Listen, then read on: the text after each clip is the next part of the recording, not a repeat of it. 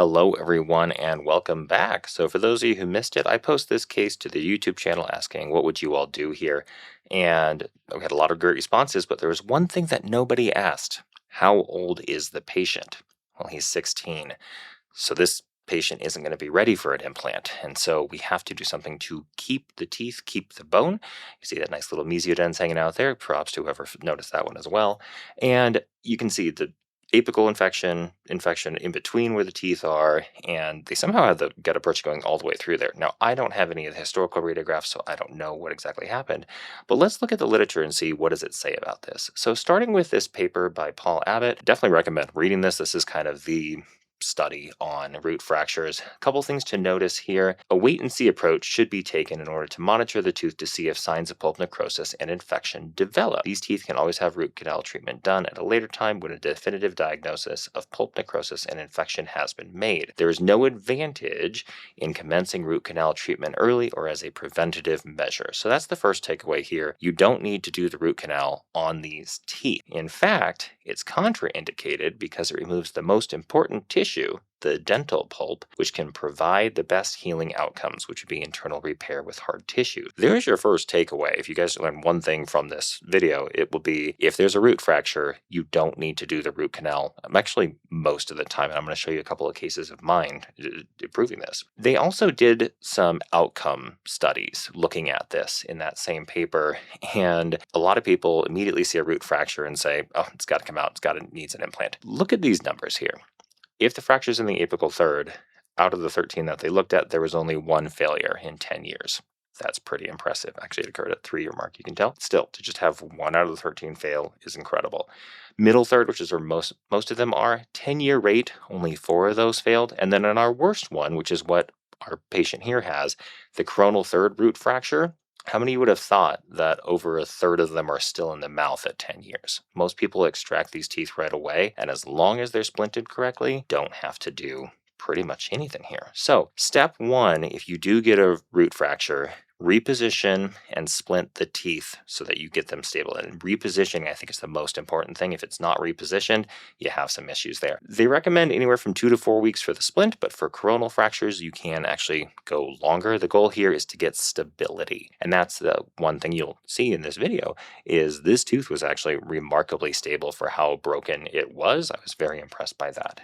So here's a case that I did where both 7 and 8 had horizontal root fractures, and this is what the splint looked like. I tend to use ribbon, but you can use ortho wire. You can also use heavy gauge fishing line. All of those are completely fine, and you just want to make sure that the tooth gets back to where it should be in the first place, and you stabilize it. Now, a few other things to remember here. No prophylactic endo. The pulp can actually help with the healing. You don't do the endo until you know that the tooth is actually dead. There is no need for antibiotics in the vast majority of these cases. Now, if they had another injury in that same area that would necessitate antibiotics, go for it. But just for a root fracture, no need for that. And then the most important thing here is be very aggressive with the recall. You're going to become best friends with this patient. I generally see them at the 2-week mark to check how the stability is going. If it's stable at that point, I'm going to take it off. But generally, I push most of these more towards the 4 weeks to get the stability. And then you're going to be testing pulp vitality, everything along the way, making sure you're taking x-rays as well. At 3 months is when I would probably take the next cone beam just to make sure we don't have anything going on that you can't see in the PA. And then if everything still looks good at that 3-month mark, I generally do 3 months until it's been a year, and then annually for 5 years. So you will see these patients quite a lot. On that case, by the way, here's actually the recall image. You can see she did end up losing the 1 tooth, but she ended up losing 8 that did have the worst fracture. But if you look, 7 is still in the mouth and is still functioning, which is pretty impressive. So 8 was really loose when we saw her initially. We splinted it just to try, but unfortunately after 2 weeks it was starting to go necrotic and it was just too wiggly, and so we took out 8. You can see the oral surgeons grafted it, but 7 is still hanging on just fine. As far as what is the prognosis and what to do if things go wrong, well, the root canal is only needed about 25% of the time. You only treat the coronal fragment here, and very rarely do we see the apical fragment necrose. So here's actually the first case in 12 years that I had to treat. The rest of my root fractures, I've never actually had to do anything to besides just stabilize and follow up with. This one, the fracture had occurred 2 years prior, the patient never did anything, never got it stabilized. It kind of just self-stabilized, but as you can see, definitely died here, and that apical fragment is just hanging out inside there. So here's what the tooth looked like. You can see it actually is a lot longer as well. So we fixed that and also fixed the little mottled enamel for him. Here it is in calcium hydroxide. So in these cases, it is ideal to do a round of calcium hydroxide because it's going to create more of an apical stop. If you try to one-step these, I mean, you're going to be going and cleaning it out anyway with the apico, but they do recommend doing a round of calcium hydroxide just to try to create more of a barrier here. Here's what the tooth looks like after we got it all nice and straightened out. And then this is the final. So for this case, I did graft. There is some debate whether or not you need to graft for apicos in general, but for root fractures, the idea here isn't that it's going to help with healing up faster. It actually gives stability to the tooth to not have that space inside there. So I do graft. I've only done 2 of these, so you're about to see the second one. But this is what it looked like, and right there is where the actual little fragment is. So with all that being said, let's go ahead and get into the case and see how we treated it. All right. I apologize. It's been a few weeks. I ended up getting pretty sick around the AAE and had no voice, so a voiceover would not have been good. So yes, sometimes I do these voiceovers in 2 parts. All right. Let's talk about this surgery. First things first, I'm not sure if you saw it there, but this is a fantastic little surgical blade from a company called AD Surgical. So shout out to, I'll put it here after, I forgot who is the person who told me about this, but they are a wonderful website. I'm not sponsored, but if you are a surgeon or they're doing any of these things, they sell sutures and blades and everything at much more reasonable prices. I've always loved these super tiny blades. This is a 69 blade, and it's so much better than a 15 or any of the other options. It's just that when I started practice, they were like $20 a pop, which is just insane.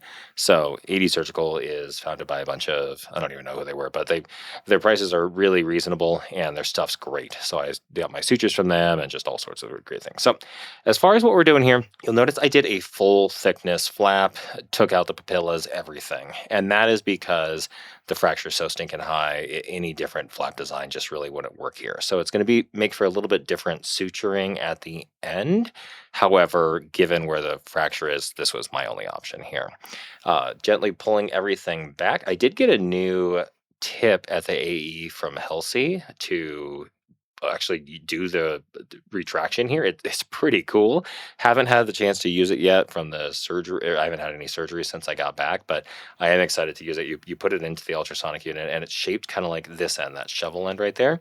And you literally just like activate it as it's pulling back the tissue and reflecting the flap.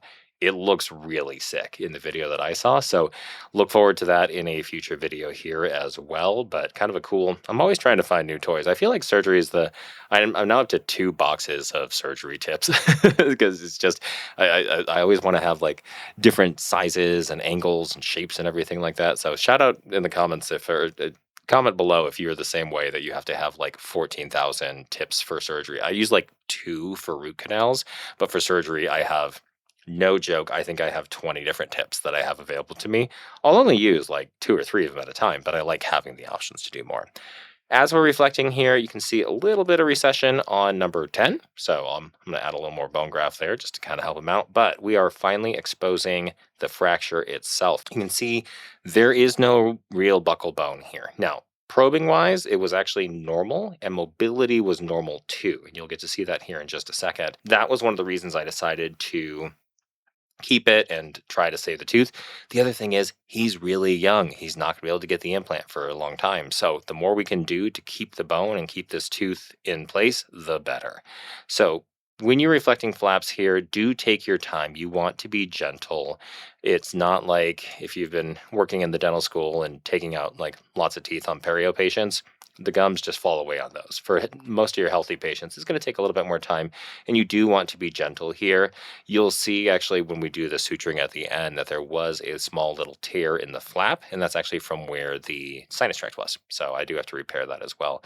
We finally get to see the actual area. So lots of kind of nasty, gnarly, soft tissue around the tooth itself, but we can start to see where the fracture is. And so I'm going to just start by kind of removing some of the granulation tissue, the nastiness, just try to expose as much of the good root surface as possible. For here, I don't want to remove too much bone, but I do need to get that fractured apical part out as well. And right at the tip there, you can see I'm actually getting into where the root is, the separated root is. And so that's about what we're looking at. Now, I am going to have to remove a little bit of the bone here.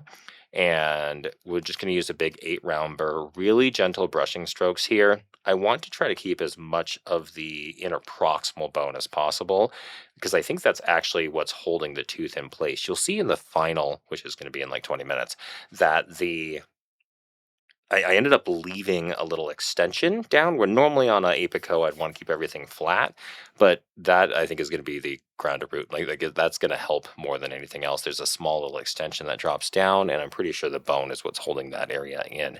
So we're finally starting to see that root fragment, and the goal here now is to get that piece out. You can see it's already quite mobile, but I'm still kind of locked inside the bone here. And so we want to get that out without damaging we want to damage as little bone as possible.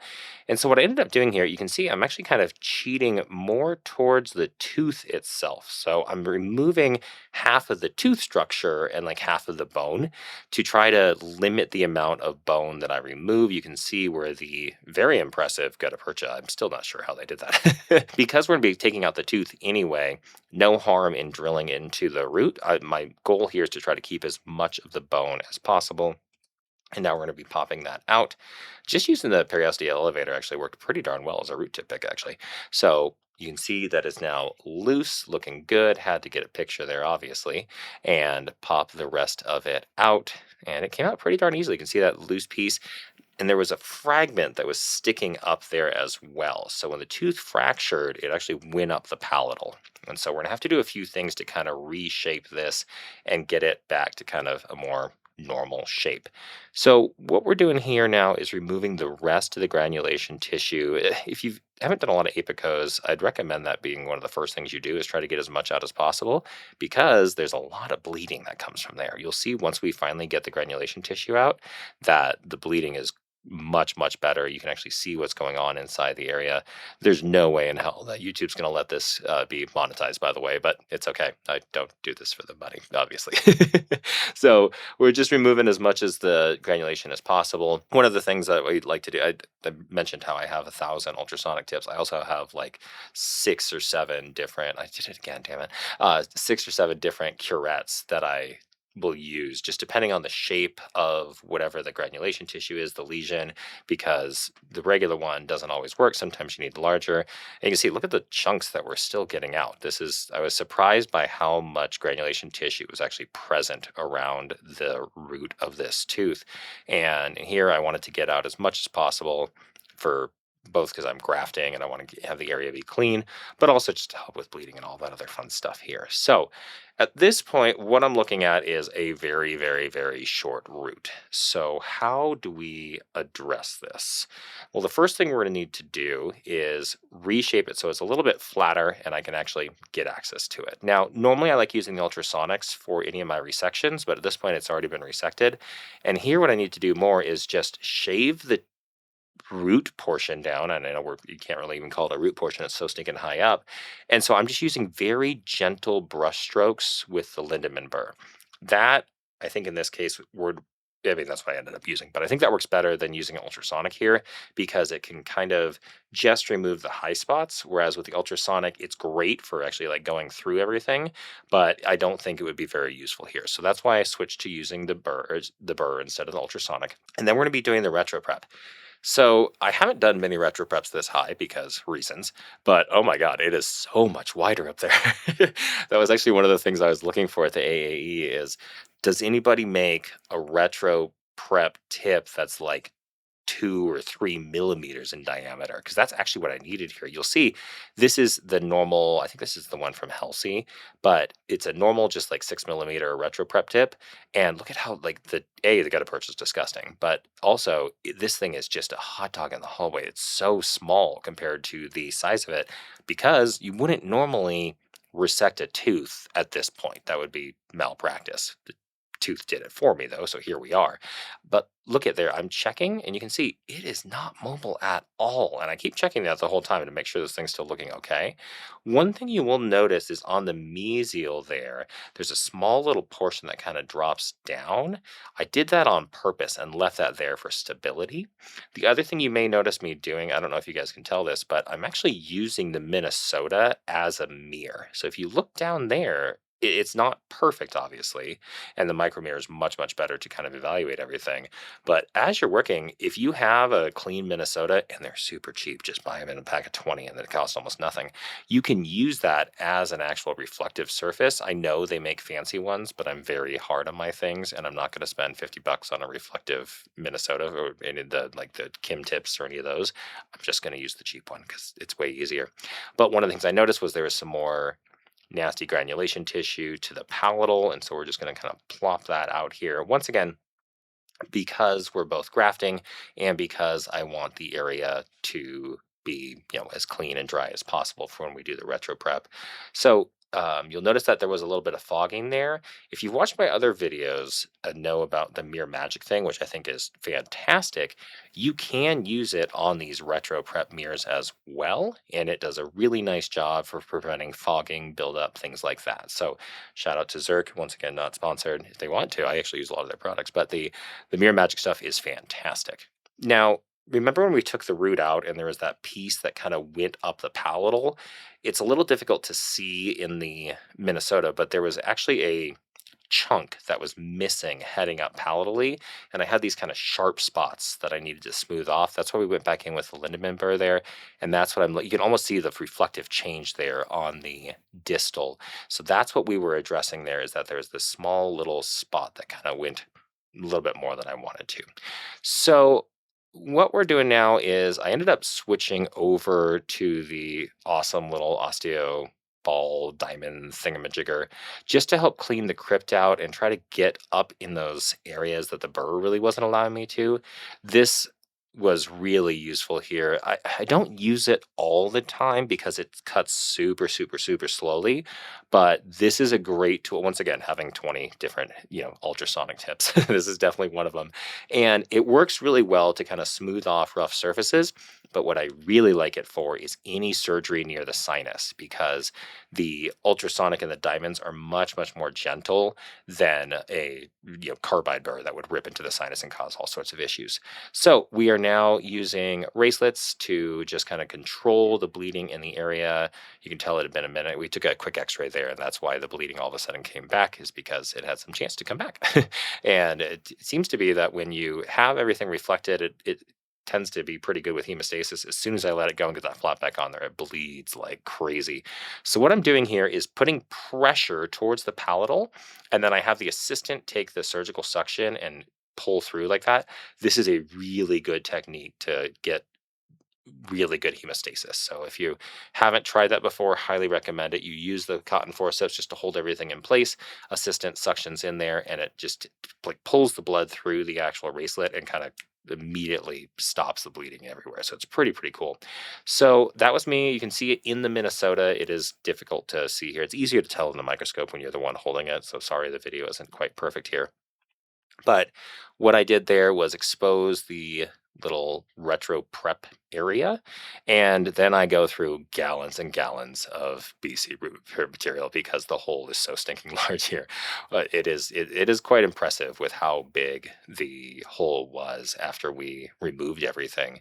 And yeah, this definitely required a lot more. I do need to see, I don't know, if shout out or comment below if you guys know of any larger retro prep pluggers, because that was the other thing I found here, is that mine was just so stinking small compared to it. I had to be really gentle, otherwise it would just kind of smush everything in the area. I almost need one that's like 2 or 3 millimeters. I'm wondering if I could take like a old amalgam plugger and maybe bend it. I'm not sure, but clearly you can see that this is a lot more than we would normally have to do. So that's what we're doing in this area, is just filling up with gallons and gallons of BC because there's just so much that needed to be filled up in there. So removed the racelets there. Everything's nice and clean, looking pretty darn good. That's one of the nice part about those BC root repair material is not sponsored, is you can actually kind of smush that area in and make it a lot better. So at this point, it's looking pretty good. Take a quick x-ray, make sure it looks solid, and we're going to get ready to seal up everything else. Once again, mobility is pretty much physiological, which is insane. That's not that crazy. That's for it to be as short as it is. I'm very surprised that it's that stable. But just wanted to show you guys again, looking good. And needed to add just a tiny bit more of the BC there. No surprise, given how large this is. So we're just going to be packing in a little bit more BC here, getting ready to do the bone graft. And as you can see on 10, that little recession there, I'm going to just put a little extra bone graft in there. Probably need a membrane to really, actually get that to be sealed up. But since we're to be in there, it should be fine. As far as whether or not to use a membrane, literature is kind of mixed on this one. Sometimes it does show faster healing, not necessarily better healing. The outcomes don't seem to matter as much here. But what my goal was is that since there's nothing supporting the tooth down there, I feel like having some bone grafting material will help stabilize the teeth a little bit more.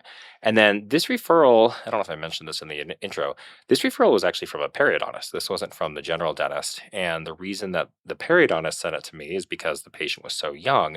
But having talked with Nate, what we decided is that grafting here would be a good idea regardless, because if the tooth does fail, then we've got some bone that's hopefully healed in that interim time while the patient has a chance to grow. And I clearly did not watch this video beforehand because I still put more BC in. Once again, I spent probably $100 on BC seal or BC putty for this one because there's so much. But yeah, that's when you cut the tooth up this high, the canal is a lot larger, and so takes a lot more to fill in. And this is why I need to rewatch these before I do my voiceover, especially when it's been a few weeks. So as you can see, we're just putting a massive amount of BC in there. One of the things I like to do at the end, especially with BC, is you can just take a dry cotton pellet, smooth that off, and it really does a nice job getting a lot of the excess around the outside, get you in a nice, really smooth surface in there. And then what I'm doing here is I could tell that there was some BC putty hanging out behind, like palatally. And so just rinsing that out, making sure there's nothing loose inside there. And then we actually will take an x-ray. So once again, this is the danger of not watching these things, but we do it live. We're doing these all at once. This is one take, even though I had to cut actually because my patient came early. And so see if you can figure out where the cut was. It is at least on the same day for this one. All right. So everything here is looking pretty darn stable. You can see when he bites down, I adjusted the bite actually at the first visit so that he wasn't hitting too hard on there. And once again, the stability is just so impressive. Get an extra BC out of there. One of the nice parts about having a little gauze that they bite down on is I can just wipe it off on there too. So we are getting ready here to do the final grafting procedure. And yeah, comment below. What do you guys think? Would you have grafted this one? Would you have done more grafting? Would you have done less grafting? If I had the stuff, I would be doing PRF on all these, but for doing one surgery a month, maybe two, it's really not worth investing in all of that. And the oral surgeon doesn't really, I guess I could do it on the days that he's here, but at one of the offices I used to work at, the oral surgeon would actually draw a PRF for me, which was great, and I could use it for a couple of healing ones. It does seem to heal up faster, and it's nice because it's the patient's own stuff, so you don't really have to charge them that much extra for it because the tubes are cheap. It seems to heal up super well. Actually, the case that I used for my boards, my surgery case for that, was with PRF, and it just did a really nice job healing up there. So we're going to get a quick picture of that for the records of showing, yep, it looks nice and solid there. We're going to get a quick x-ray, make sure we're good, and then start the bone grafting. So I'm using a 50/50 corticocancellous allograft for this one because the oral surgeon said that would be the best for this one. I am definitely not the type who does implants or stays up on the grafting literature, so I defer to our oral surgery and periodontal colleagues for this sort of thing. And he said, yes, this will work great for that. So this ended up taking a full CC, which isn't that surprising given the size of the hole in there. But the idea here is just, like I said, get some stability, and then if the tooth were to fail, we've kind of set it up for success. One of the things I talked about in my other videos is thinking about how the tooth that you're working on is going to fail, because everything we do will fail eventually. And if you think about how the tooth's going to fail, you can kind of set it up so that when it fails, it either doesn't fail as badly, or you can hopefully prevent some of those issues. So, for example, if a tooth is going to fail because of fracturing, I might be a little more aggressive in my occlusal adjustments. Or if I think that they're going to fail because of caries, I'm going to try to do my best to convince the dentist to have me do the buildup on that one. A couple examples here. In this case, if this thing fails, it's going to probably pop out. And when it does, hopefully he's grown. Hopefully it's in 5 to 10 years. He's through most of the growing phases that you would have for a young male. And then we can ideally just get an implant inside there. So if it were to happen and there was a big scar or something, the implant stability wouldn't be as good. And so, even though we don't necessarily have to graft in most apicos, this case, it made more sense to me to put the grafting material in there because it's not going to really do any harm, all things considered. And ideally, if something were to happen, we'd be okay. Now, using the tissue forceps to reposition it, you can see the little tear there that we're going to have to fix, and that's from the sinus tract because it was a pretty decent sized drainage coming out through where all that other root was. And I like to reapproximate the tissue using tissue forceps to get things back to ideally where it would want to be. And then I take and press down on it using a 2x2. So you're going to see that here in just a little bit. What that does is that actually starts the fibrin clot forming so that my tissue stays in place a lot better, which makes the suturing much, much easier. So here's, you can see me using the 2x2 just to put a pretty decent amount of force. You want to squeeze pretty darn hard to kind of force the tissue back onto the bone. And if you haven't done this before, it works remarkably well. As you can see, it's already staying in place really nicely. I did a wider flap here. I didn't want to do any verticals because I didn't think it was going to be necessary given how high the fracture was, but I did go over 4 teeth. And as you can see, it stays in place really darn well. So we are now going to be doing the suturing. I'm using some 6.0 nylon for this. If you haven't switched to using a monofilament, oh my gosh, it's so much better. This is somebody who loved Vicryl for years and years and years. The monofilament sutures are so much better. They heal so much faster. It's just not even funny. I was able to actually pick up the palatal on the first pass there. With these, I'm just going to be doing single interrupteds coming back through, getting that tied in so it stays nice and tight, and ideally doesn't have any aesthetic issues with this. When we saw him back for the suture removal, everything looked really, really nice here too. That was, I actually believe that was when I was at the AAE. So my staff did that one for me. And, but yeah, said everything looked good. Took the sutures out. He's happy. We're happy. Tooth is still stable. So we'll keep an eye on this one and make sure it's looking good. But as you can see, I like to come back through one more time. And this means that the knot can be a lot tighter, that we're not causing too much tissue trauma, and it does hold it in place really, really nicely here. So yes, for doing microsuturing, I should be using the smaller little tissue or the suture forceps and all that. But I was trained by oral surgeons, and they already make fun of me for using 6.0. So I'm going to use my hand, and it's fine.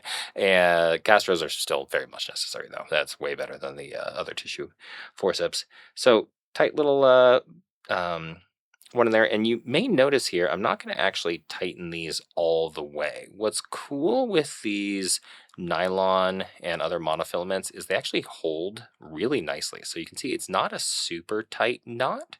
And by leaving it a little loose like this, it gives space that when the swelling that is inevitably going to occur happens, it almost gives you like a little bit of a reserve so that you're not going to be having this sutures pushed too tightly into the gum tissue. You may have noticed that before, that the sorry, he was asleep there. That's why I was like, why am I tapping his lip?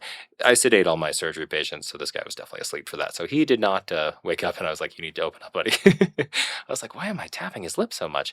Once again, probably should watch these before I, do the actual voiceover. But here we are. This is what you get. Who else is doing Apico videos on YouTube, right?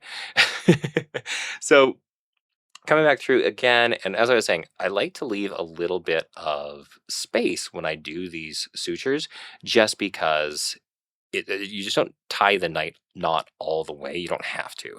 If you've seen some of the more modern periodontists when they do these really, really tiny sutures, that's what they do. They're not actually like tightening them all the way down so that you have the double knot. You do the first, 2 to 3 loops, tie that one down, and then you do 2 to 3 loops in the opposite direction.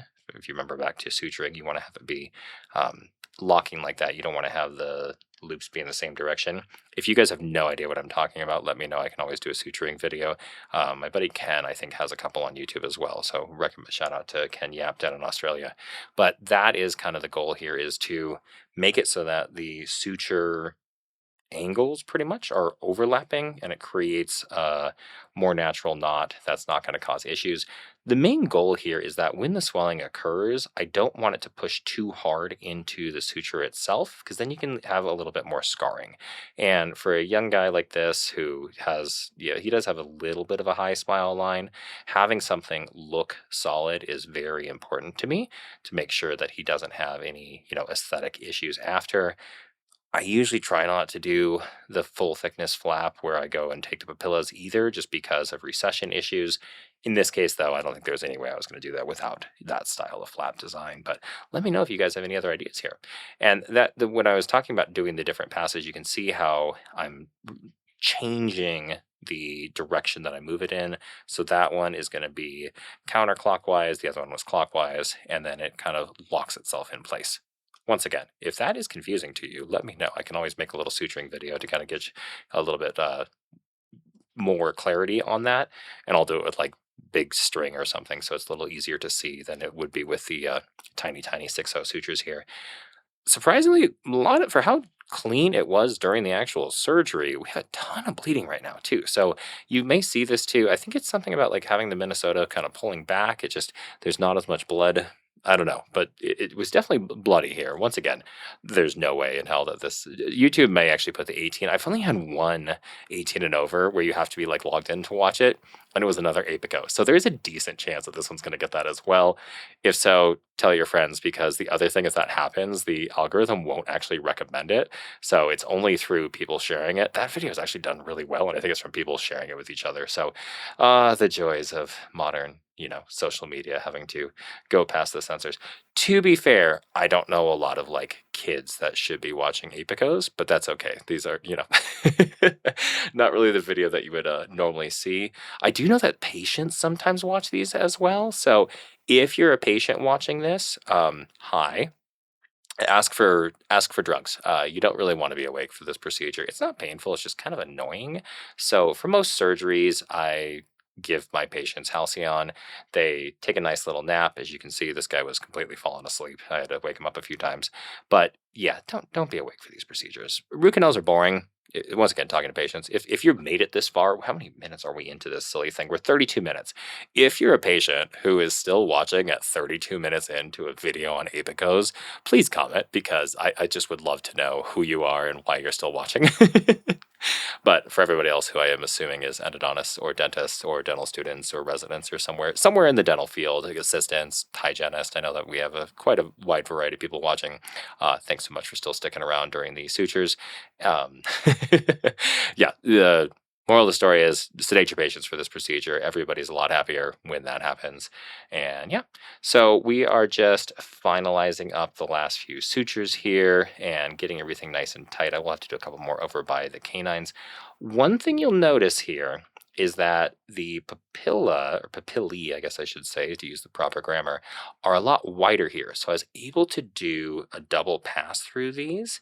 You'll notice as soon as I go to the papilla in between the laterals and the canines, I'm not able to do as clean of a pass coming back. And so what I ended up doing on those is actually just doing one pass through and then kind of flossing the suture through that instead, because I did cut it out because this video was long enough as it was, but I had a couple where that actually pulled through. So one thing, this is my new assistant, by the way, so you can see she's having a little bit of struggle. I did say I would only make fun of her once in this video, and she did a great job, and I'm very proud of her, but she was getting, she was laughing of like, oh God, this one's going to go on the internet and it's not perfect. So Anyway, does a great job. I will say, if you are an endodontist training, if you got any tips for apico, it's so hard to train staff for these sorts of things just because it's not something you do all the time. So that is one where it does take a little bit longer. Um, yeah, she did a great job. It just sometimes takes a little bit longer here. So we are now fixing that tiny little tear from the sinus tract in the area, really quick, just to kind of get that looking nice and tight. It would scar up pretty badly if we didn't, and also bone graft would come out through it. So that's why I'm doing the extra little sutures here. Get that, you can see almost all the way tight, but not quite tight, if that makes sense. And gonna go ahead and just do a couple of singles here as there she goes. Look at that. She got it so well. There we go. It was just the one where she kind of messed up on. But a couple little single sutures here.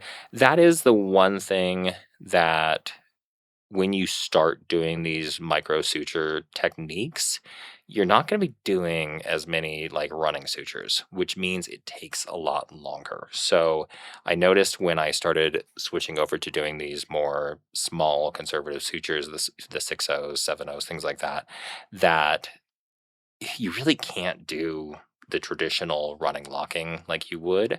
And so instead, you have to just do a bunch of interrupteds. So it does just take a lot longer to go through the process because there's the tying. And we can, we're pretty quick as far as doing the tying here. But if I had, done this like I used to, 4 or 5 years ago, and just did a single slit across here, I could have had the suturing done very quickly because I would just do one pass, tie it off, and then do a bunch of running lockings, and then do one pass at the end and be done. Once again, I was trained by oral surgeons, not periodontists. So this this actually came from it was a year ago. Last year's AAE. I went to a great lecture on suturing by a periodontist and picked up a lot of the different techniques. He was one who finally convinced me to switch away from using Vicryl and instead go to a monofilament. And boy, oh boy, has the difference been insane. Another thing you will have to do with these is you're going to have to see them back sooner than a week because the healing is so fast and these sutures are so tiny. You can actually have it where the tissue grows over the sutures. This happens way more frequently than it did with Vicryl. Even with, I was using 5.0 Vicryl before, and even with the 5.0, you'd want to go at least a week, and sometimes we'd go longer because they weren't keeping it clean, and then Vicryl picks it all up. And these nylon, the monofilaments, are incredible. Cannot say enough about it. You will be very annoyed the first few times you do this, but oh my gosh, the healing looks so stinking good compared to the other ones that it's totally worth doing. So just do one more kind of little interrupted here. Get that looking nice and tight. Maybe if I can grab it almost, maybe trying. There we go. And get that all looking good. Sometimes tears happen, especially if you have a large sinus tract. And in this case, there was a large infection underneath there. Don't panic, just fix it and call it a day. Now, one thing here is if you are doing grafting, you want to make sure that you have a little bit tighter seal than you would have to normally. And that's why I did 3 sutures in there. If this wasn't a grafting case, you could have easily gotten away with 1 or maybe 2. But because I don't want to have any of that grafting material come out in his mouth, I was a little overzealous in the number of sutures we did here. Okay, talking about the suturing here again. You'll notice I did not go through the tissue between 10 and 11 and instead left it loose. So instead of it coming back through the tissue, kind of like a vertical mattress, this is a more traditional, just regular suture. And the reason we did that is I had a couple pull through because there's just not enough space in the smaller papilla. So also, not as worried if there's a little scarring down in that area. Between 7 through 10 is where I really need those papilla to look perfect. It's okay if there's a little bit more recession there, but you can see how the top of the suture, like the most coronal part, is looping over the tissue here. Whereas in the other 3 that we did in the papillae, those are cutting through the papilla. A small difference, and ideally everything should run through the papilla just to help prevent any. She's almost got it. Almost got it. She's trying. There we go. Help her out. There we go. Okay, I'll be kind. I'm not going to give away her name because she was embarrassed by it, but she did a great job, you guys. This is like her first time doing these micro sutures, and she did awesome here.